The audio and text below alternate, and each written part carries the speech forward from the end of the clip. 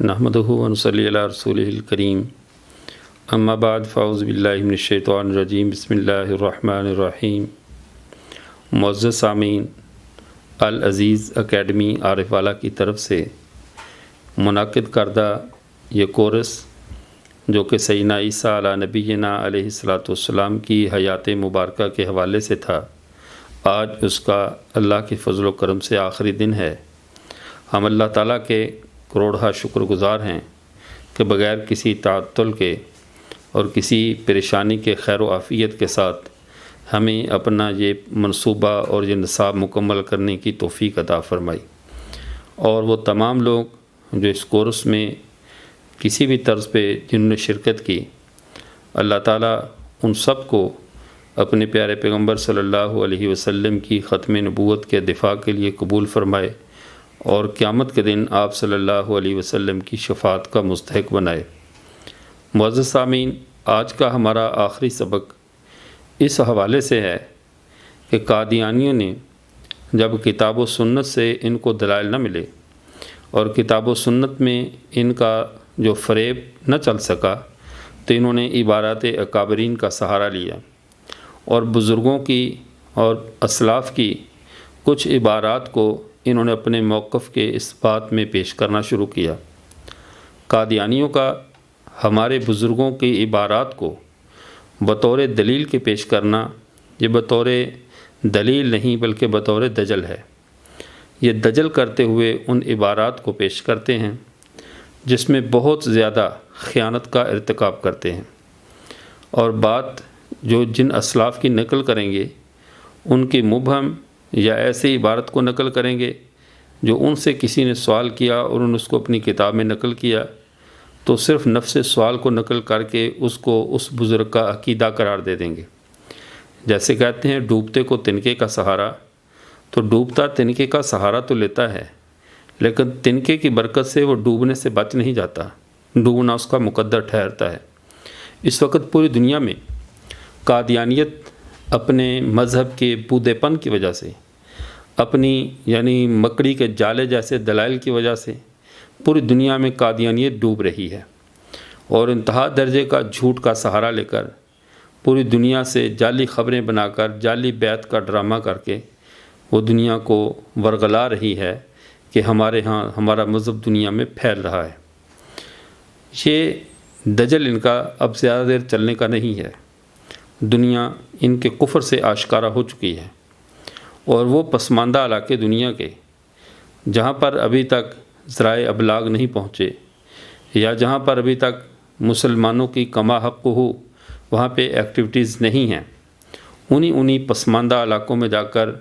یہ دجالی طرز پہ اپنا راشن تقسیم کر کے اور ان کو زن زر زمین کے لالچ دے کر قادیانیت کی طرف مائل کر رہے ہیں۔ اب قادیانیوں نے جب کتاب و سنت کے میدان میں شکست کھائی، اب بہانہ ڈھونڈا اور اکابرین کی عبارات کی طرف چل دیے، اور ان عبارات میں قطع برید کر کے، تحریف کر کے اور اصل بات کو الجھا کر لوگوں کو یہ تاثر دینے کی کوشش کی ہے کہ جس طرح مرزا غلام احمد قادیانی کا موقف تھا سیدنا عیسیٰ علیہ السلام کی موت کے بارے میں،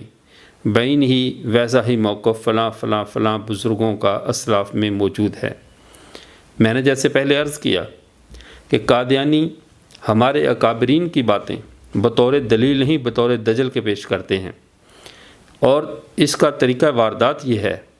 سب سے پہلا کام یہ قادیانیوں کا ہوتا ہے کہ وہ عمومات سے استدلال کرتے ہیں۔ عموم سے استدلال کسے کہتے ہیں؟ کہ دعویٰ خاص ہو اور دلیل اس کے مقابل عام پیش کی جائے۔ جب دعویٰ خاص ہے تو دلیل بھی اس کے لیے خاص ہی پیش کی جاتی ہے۔ عام دلیل سے دعویٰ خاص میں کوئی فائدہ نہیں ہوتا۔ اس کی ایک مثال ذہن میں رکھیے، قرآن پاک کی ایک آیت ہے وما محمد اللہ رسول قد خلت من قبلہ الرسل۔ اب اس آیت مبارکہ میں قادیانی اس آیت کو بہت زور و شور سے پیش کریں گے کہ وقد خلت من قبلہ الرسل، کہ آپ صلی اللہ علیہ وسلم سے پہلے کے رسول تو فوت ہو گئے۔ جب پہلے کے رسول فوت ہو گئے ہیں تو یقیناً عیسیٰ علیہ السلام بھی فوت ہو گئے۔ اب یہ ایک عام آیت ہے، عام لفظ ہے، جو سیدنا ابو بکر صدیق رضی اللہ تعالیٰ نے اس آیت مبارکہ کو اس وقت قوم کو پڑھ کر سنایا جس وقت قوم نے یہ سمجھا کہ نبوت کے ساتھ موت جمع نہیں ہو سکتی، نبی کو موت نہیں آ سکتی، یا ان کی عقیدت نے اس معاملے کو کچھ عجیب جانا، تو ان کے استعجاب کو، ان کی اس غلط فہمی کو دور کرنے کے لیے سیدنا ابوبکر صدیق رضی اللہ تعالیٰ نے یہ آیت پڑھی۔ اور اس کا مطلب یہی ہے کہ محمد صلی اللہ علیہ وسلم بھی ایک رسول ہیں، اور اس سے پہلے بھی کئی رسول گزر گئے۔ تو خلط معنی جگہ کو خالی کرنا ہوتا ہے، خلا کو خلا بھی تو اسی لیے کہتے ہیں کہ وہ خالی ہوتا ہے، اور جگہ خالی کرنا چاہے موت کے ساتھ ہو اسے بھی خلط کہتے ہیں۔ آدمی اٹھ کر جہاں سے وہاں چلا جائے تو تب بھی اسے خلط کے ساتھ ہی تعبیر کیا جاتا ہے۔ سیدنا عیسیٰ علیہ السلام بھی زمین سے آسمان کی طرف جا کر زمین کو خالی کر گئے۔ قد خلط من قبلہ الرسل میں اس معنی میں ان کے لیے بھی خلط کا لفظ بولا جا سکتا ہے۔ لیکن اب قادیانی یہاں پہ دجل دیتے ہوئے کہتے ہیں کہ الرسل قد خلط من قبلہ الرسل پہ الف لام استغراق کا ہے، اور اس کا مطلب تمام رسل فوت ہو گئے۔ اب ہم قادیانیوں سے اس معاملے میں پہلی بات تو یہ کرتے ہیں کہ یہ آیت عام ہے، اور سیدنا عیسیٰ علیہ السلام ایک شخص معین ہے، ہمارا تمہارا اختلاف عمومات میں نہیں ہے، ایک خاص شخص معین میں ہے، جس سے سوال بھی سب سے الگ ہو رہا ہے۔ سب نبیوں سے سوال علیحدہ ہوئے، اور پھر عیسیٰ علیہ السلام سے وہاں بھی سوال ہوا، پھر بالخصوص خاص طور پہ علیحدہ سوال ہوا کہ کیا آپ نے کہا تھا لوگوں کو کہ میری اور میری ماں کی بات کرو۔ تو یہ خاص سوال سیدنا عیسیٰ علیہ السلام کے بارے میں ہونا، ان کا بغیر نسل انسانی کے عام قانون سے ہٹ کر پیدا ہونا، اس طرز پہ ان کا ماں کی گود میں کلام کرنا، تو ان کی ساری زندگی معجزانہ رنگ لیے ہوئے ہے، اور ان کی عام زندگی کے ساتھ کسی خاص یعنی عمومات کی جو ان کی زندگی ہے وہ عام زندگی نہیں ہے۔ ان کی زندگی پیدائش سے لے کر رفع الی السماء تک، رفع الی السماء سے نزول من السماء تک، پھر دوبارہ فوت ہو کر رسول اللہ صلی اللہ علیہ وسلم کے پہلو میں دفن ہونے تک، ہر چیز کے اندر ایک تخصیص کا رنگ نمایاں ہے، خاصیت نمایاں ہے۔ اب اس تخصیص کو عام دلیل کو اس کی تخصیص نہیں بنایا جا سکتا۔ اگر تم الرسل پہ الف لام استغراق کا قرار دیتے ہو تو سوال یہ ہے کہ کیا استغراق میں مرزا غلام محمد قادیانی بھی غرق ہوا ہے یا نہیں ہوا؟ اگر قد خلط من قبلہ الرسل، پہلے رسول سارے کے سارے پہلے گزر چکے، تو پھر بعد میں مرزا غلام محمد قادیانی کا دعویٰ نبوت اور رسالت، جیسا کہ اس نے اپنی کتاب میں جو روحانی خزائن کے اندر اس کے مدرج ہے، جس میں اس نے صراحتاً کہا کہ ہم اللہ کے نبی اور رسول ہیں، تو اس نے اپنے لیے رسالت کا دعویٰ بھی کیا۔ حالانکہ اگر یہ آیت الف لام استغراق کا ہے تو اس کا مطلب ہے کہ رسول تو سارے پہلے گزر چکے، اس میں صرف عیسیٰ علیہ السلام کی موت نہ ثابت کرے، مرزا غلام محمد قادیانی کا کذب بھی پھر اس سے ثابت ہو رہا ہے۔ کیا تم اس بات کو ماننے کے لیے قادیانی حضرات تیار ہیں؟ ہم کہتے ہیں یہاں پہ الف لام جنس کا ہے، جو تعیین کر رہا ہے کہ جن سے انبیاء کی جو رسول جن سے رسل ہے وہ پہلے بھی گزر چکی ہے۔ نبوت کے ساتھ موت کا جمع ہونا جو کوئی بعید نہیں ہے، ناممکنات میں سے نہیں ہے، اس لیے فرمایا قد خلط من قبلہ الرسل، آپ صلی اللہ علیہ وسلم سے پہلے بھی رسول گزرے ہیں، اور وہ گزرنا ان کا چاہے وہ زمین سے موت کی شکل میں ہو یا زمین سے آسمان کی طرف معراج کی شکل میں ہو، ہجرت کی شکل میں ہو، جیسے بھی ہو وہاں سے گزر چکے ہیں۔ تو ایسے عمومات سے قادیانی استدلال کرتے ہیں، حالانکہ ان کا یہ استدلال بھی انہی کی طرح باطل ہے، ورنہ خلقنا الانسان من نطفۃ امشاج نبتلی، انا خلقنا الانسان من نطفۃ امشاج نبتلی، اللہ ہم نے انسان کو پیدا کیا ایک نطفے سے، ایک پانی کے قطرے سے۔ اب انسان کے اوپر بھی الف لام استغراق کا ہے، تو کیا اس ضابطے کے تحت جو سورہ دہر میں اللہ تعالیٰ نے ارشاد فرمایا کہ ہم نے انسان کو ایک قطرے سے، ایک ناپاک قطرے سے اس کو وجود بخشا، تو یہاں بھی الف لام استغراق کا، لیکن کیا اس استغراق میں عیسیٰ علیہ السلام شامل ہیں؟ عیسیٰ علیہ السلام جو مرد اور عورت کے یعنی کہ وہ ملاب سے تو پیدا نہیں ہوئے، وہ تو اللہ کے طرف سے وہ خاص جو روح ان میں پھونکی گئی حضرت مریم نے، وہ روح منہ بن کر اس روح کی ذریعے دنیا میں مارز وجود میں آئے ہیں۔ تو اس عمومی ضابطے کا کیا اطلاق وہاں پر ہوگا عیسیٰ علیہ السلام پہ؟ تو وہاں پر بھی تو الف لام ہے، تو اس الف لام کو کیا قادیانی اسی معنی میں لیں گے جس معنی میں قد خلط من قبلہ الرسل میں الف لام کو انہوں نے استغراق کے معنی میں لیا ہے؟ اس سے پتہ چلا قادیانی یہاں پر بہت زیادہ بھول کا شکار ہیں، غلطی کا شکار ہیں، اور یہ غلطی اگر تو فطرتاً مغالطہ لگ گیا ہے تو امید ہے ان کو راہ راست پہ اللہ واپسی کے راستے کھول دیں گے، لیکن جب غلطی کے اوپر ضد اختیار کی جائے تو پھر وہ غلطی نہیں بلکہ وہ دجل ہوتا ہے جو اپنی آدمی ہٹ درمی کی وجہ سے چھوڑنے کے لیے تیار نہیں ہوتا۔ تو یہ عمومات سے استدلال کرنا،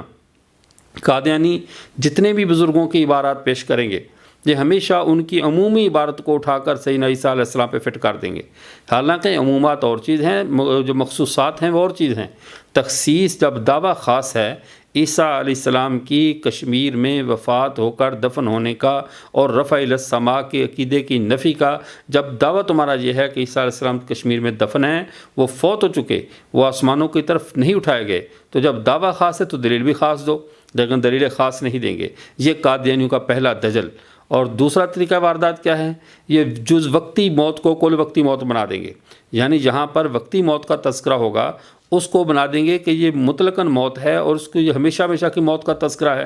اب جز وقتی موت، جیسے بعض اکابرین نے،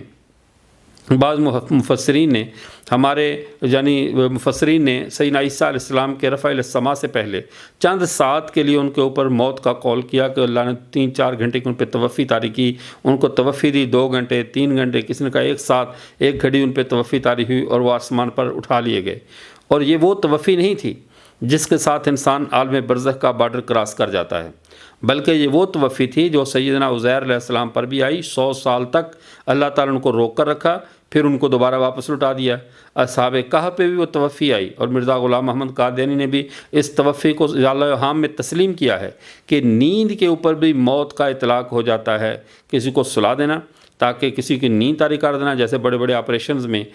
مریض کو خاص بے ہوشی کا انجیکشن دیا جاتا ہے تاکہ وہ آپریشن کی ہولناکی اور تکلیف کو محسوس نہ کرے اور نیند کے اندر ہی اس کا یہ آپریشن ہو جائے۔ ایسے ہی عیسیٰ علیہ السلام کا چونکہ جو سفر تھا وہ ایک زمین سے یکدم اتنا لمبا سفر، کرۂ ناریہ ہے، کرۂ زمہریر ہے، ایسے ایسے کروں سے گزرنا، تو ان کی طبیعت پہ ایک توحش ہو سکتا تھا، ان کی طبیعت کے اوپر وحشت طاری ہو سکتی تھی، تو اللہ نے ان کو اوپر نیند کو طاری کر دیا ہے۔ تو نیند کو طاری کرنے کو موت سے تعبیر کر لیا جاتا ہے، اس لیے وہ جز وقتی جہاں پہ لفظ موت آیا قال نے اس کو کل وقتی موت بنا دیا۔ تو یہ بات ان کی سراسر دیانت کے خلاف ہے کہ وقتی موت کو انہوں نے ہمیشہ ہمیشہ کی موت بنایا اور ان کو عالم برزخ کا بارڈر کراس کروا دیا۔ یہ بات سراسر غلط ہے، بالکل جیسے عزیر علیہ السلام موت کا بارڈر جب تک کراس نہیں کیا تھا واپس آئے، اور جب آدمی عالم برزخ میں داخل ہو جائے پھر دوبارہ واپس نہیں آتا اس دنیا میں۔ اور جتنے بھی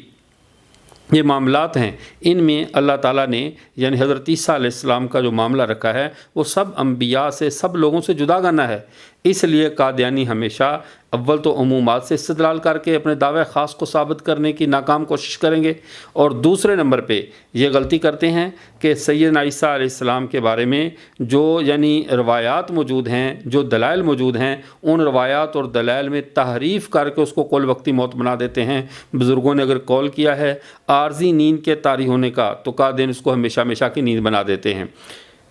اور تیسری ان کی راہ دجل یہ ہے کہ حقیقت عیسوی کے بار بار ظہور کا عقیدہ رکھنا،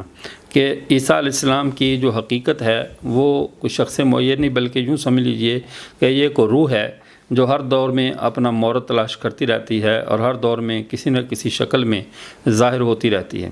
اور یہ عقیدے میں عبارات علامہ ابن محی الدین ابن العربی رحمہ اللہ کے کچھ عبارات کو بھی وہ تروڑ مروڑ کر اپنے مقصد کے لیے پیش کرتے رہتے ہیں۔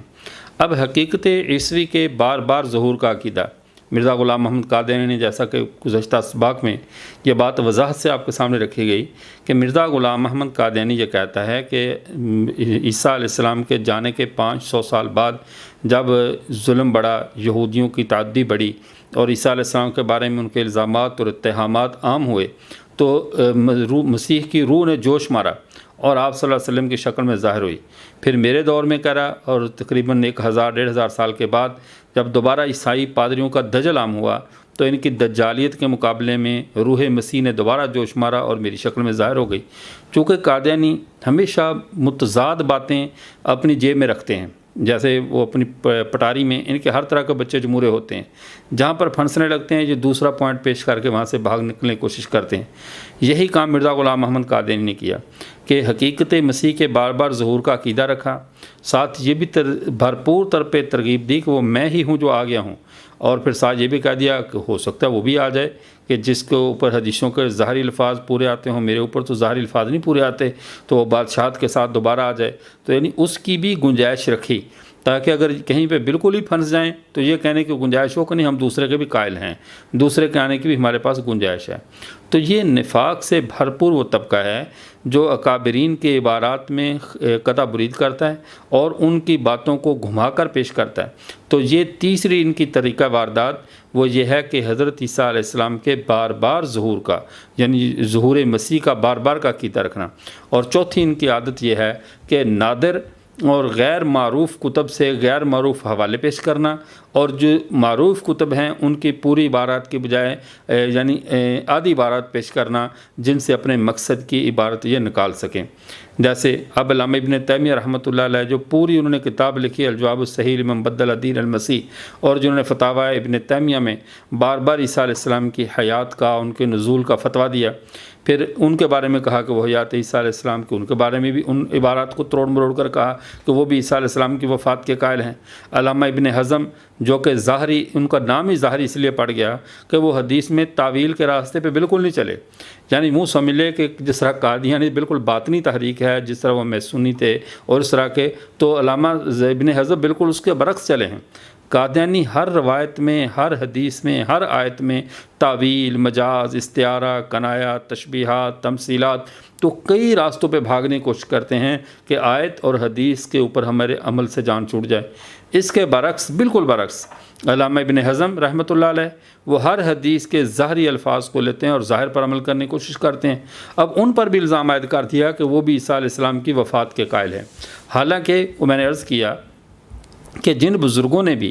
عیسیٰ علیہ السلام کے لیے لفظ وفات کا لفظ بولا ہے کہ ان کے اوپر توفی بمعنی وفات لیا ہے، تو وہ بھی جز وقتی کہ ان کے اوپر نیند کو طاری کر کے اللہ تعالیٰ نے جو ہے وہ آسمانوں پر ان کو اٹھا لیا، صیغہ ماضی کے ساتھ کہ عیسیٰ علیہ السلام فوت ہو چکے ہیں۔ اس طرز پہ 14 صدیوں میں اسلام کے کسی عالم نے، معتبر عالم نے فتویٰ نہیں دیا، اور اس لیے امت مسلمہ کا اجماع نہیں ٹوٹا،